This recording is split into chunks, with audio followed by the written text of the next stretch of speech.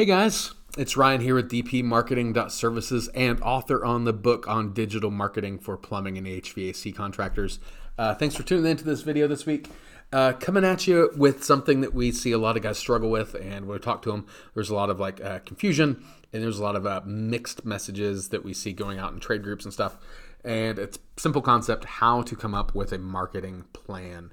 So there's a lot of steps involved with coming up with a marketing plan. So for the sake of this video, we're going to keep it really simple, really brief, and kind of to the point, so that as you're planning either next year's budget or next month's budget or whatever it is, as you're starting to kind of think through your next quarter, you can keep all these things in mind. First, budget is a big deal. What are you budgeting for marketing? Industry average for all companies of all industries, according to the SBA, is somewhere around 7 to 8% of revenue allocated to marketing. So you can do the math. If you're $1 million shop, 7% of that should be, on average, your marketing budget at a minimum. If you do the math, which is, by the way, take your revenue, multiply it times 0.07, and then whatever number. So if I do that on my phone real quick, just so you can see what that looks like.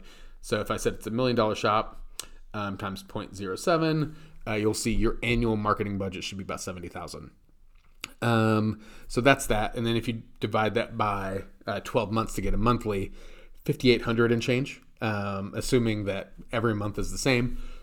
There may be reasons for you to not have every month the same, but as an annual budget, that should be a good target. Budget is everything. Most of the times we see guys fall in one of two camps. One, they under budget what they're spending on their marketing. And then two, or is it they overspend on their marketing because things just quite aren't working. So ideally you want to be 7% at a minimum. We've seen growing companies be anywhere from 10 to 14%. If you're a 8-figure company, so if you're 10 million or more a year, 15% of revenue is not a crazy number. That's probably a pretty good target for you to hit, where you always make sure you have as many leads coming in, as many sources. So kind of step number one, make sure you're planning on the budget. This, by the way, just to make sure that we're clear, we are advocates of flat rate pricing. Marketing should not cost you a penny. You should work this into your overhead. You should cover this as an overhead cost for all of your customers as a part of your flat rate pricing model. This isn't something where it's like it's eating into profit. No, this is an overhead expense that you basically essentially pass a portion of that cost on to your customers for every call you run. So it doesn't matter what sort of revenue goal you're looking at. Make sure that your pricing is right from the get-go, and make sure the budgeting for the marketing mix you need to do. The second thing to keep in mind is, I just mentioned it, use a marketing mix. Now, that's a little bit of kind of a nerd term. If you studied marketing like in undergrad or something at college, marketing mix is essentially the various sorts of marketing things you do to generate the leads that you get. So a lot of guys are like, I'm only Home Advisor, or I get all my leads from Facebook, or I use Nextdoor, or whatever. Great, that's fine. The trick is you don't want to put your eggs in just that one basket. In a smart plan, you'd want to diversify. You'd want to say, hey, a portion of our budget goes to SEO, a portion of it goes to pay-per-click, a portion of it goes to Google and Bing, a portion of it goes to Yelp, a portion of it goes to Facebook, a portion of it goes to billboards, a portion of it goes to TV and radio. Get more and more up the funnel as your business grows and scales. Every channel has its distinct purpose. There is no best channel. There is no worst channel. There are wrong uses for channels. For instance, if you're a startup and you're throwing your budget at a billboard, it's probably misuse. Billboard is about creating awareness. We've talked about the conversion funnel at other points on our website and our videos, so I'll link to those here.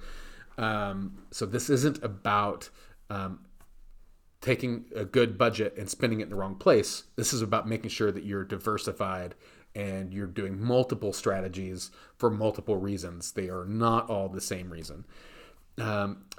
The third thing, once you kind of have your idea of a mix in place, you have your budget, you have the mix you're going for, at least quarterly, do a KPI review. How efficient were those leads? What was your cost of acquisition on those channels? What revisions do you need to make?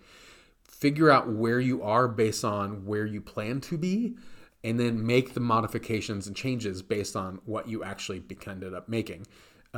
It is not an exact science. It is all trial and error. There are best practices, but it is always about doing it, looking at the data, evaluating, and correcting over and over and over and over. There is no such thing as just a hands-off marketing approach. There is no such thing as just like it automatically working or being turnkey.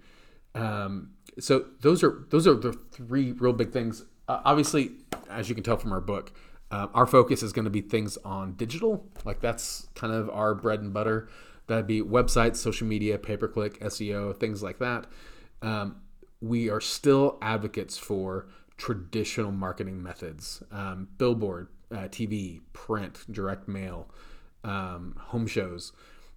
Those things have a purpose. They are very, very useful. They just have to be put together at the right time. Again, the conversion funnel gives you an idea of what that looks like.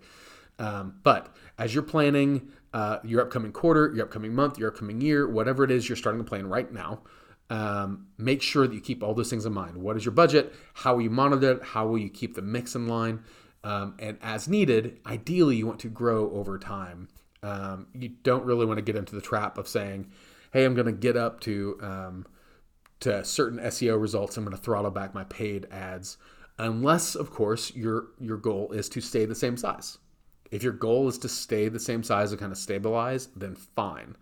But most of the guys that we work with, most of the guys we talk to, they want to grow.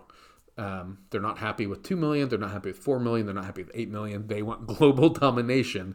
And you know what I'm talking about. So I hope this video is helpful. I'd love to hear your thoughts. What is your budget planning process like and your marketing planning process like?